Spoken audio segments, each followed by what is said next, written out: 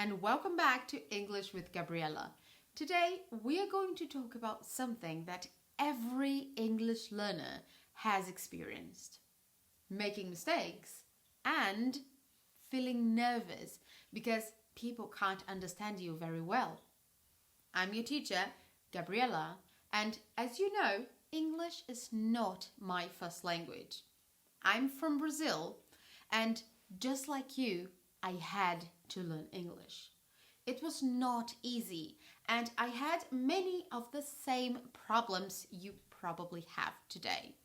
Difficulty understanding native speakers when they speak very fast, feeling nervous, and sometimes afraid of speaking in front of other people.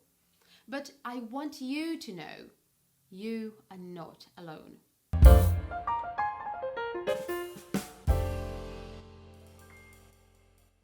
Today, I'm going to take you back to a time when I was learning English. I was an English student just like you, and I was in the United States. So, of course, I had to speak English all the time because nobody speaks Portuguese in the United States, right?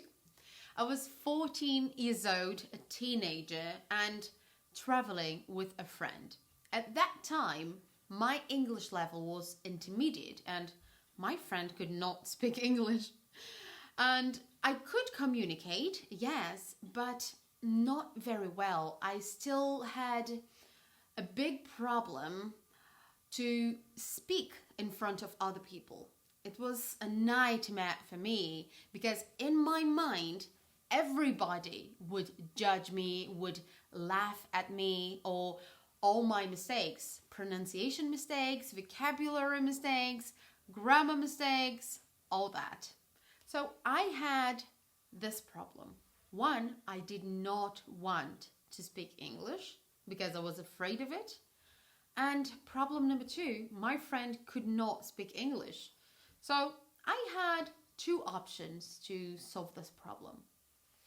Option number one, I could not speak English, stay quiet, and not be able to buy anything I wanted. Or option number two, I could ignore everything I was feeling at that time and just speak, even if I made mistakes. You can probably guess what happened, right? Of course, I chose option number two. And yes, I was scared, but I also wanted to buy some cool things. And to be honest, it was one of the best things I could have ever done for my English. After this trip, I was more confident and things changed a lot. But don't get me wrong, it was not easy. In fact, it was very embarrassing. I didn't realize it at the time, but mistakes are a part of learning. Now I know that mistakes are a good thing because they help you grow. But when I was 14 years old, I didn't know that. So let me tell you what happened. This was the worst day for me. All because of one simple misunderstanding that happened because of my English. I was in a shop looking for a dress. I wanted to buy a new dress.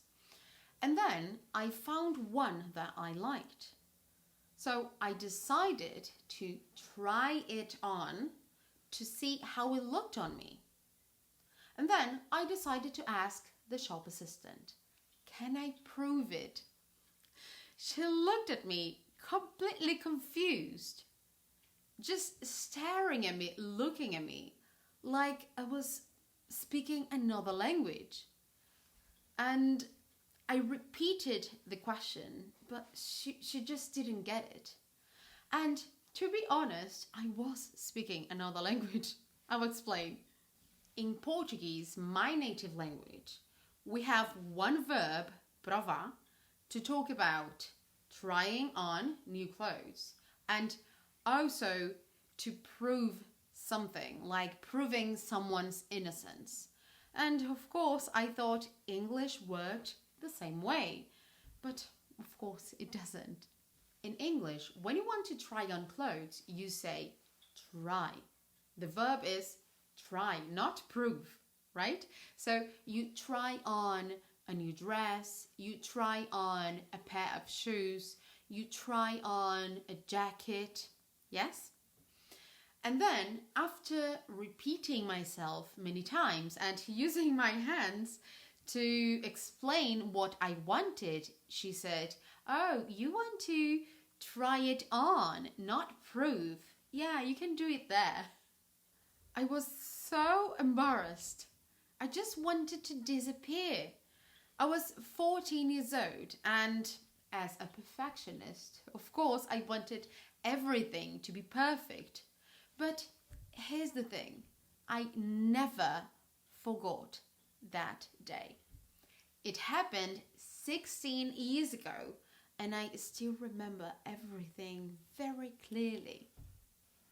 Now, as an English teacher, I know that mistakes are actually a good thing because they help you learn. And now I just laugh because why was I worried about such a small mistake? It was silly, but of course I didn't understand that when I was 14. Let's think together. If you never make mistakes, then you are perfect, right? And if you are perfect, you don't need to study English anymore. You don't need to keep trying, right? And that's how we learn. We learn by trying, by failing, and by trying again. And let me tell you this secret. Even native speakers make mistakes. Yes, everyone makes mistakes. So if you are learning English, don't worry about your mistakes. Embrace them. They show you are trying. They show you are learning. And they show you are getting better and better every day. Now, if you want to learn everything I did to improve my listening skills and my speaking skills, just check the link in the description. And of course, feel free to comment here telling me about your funny stories or embarrassing stories while learning English. Thank you for watching and see you next time.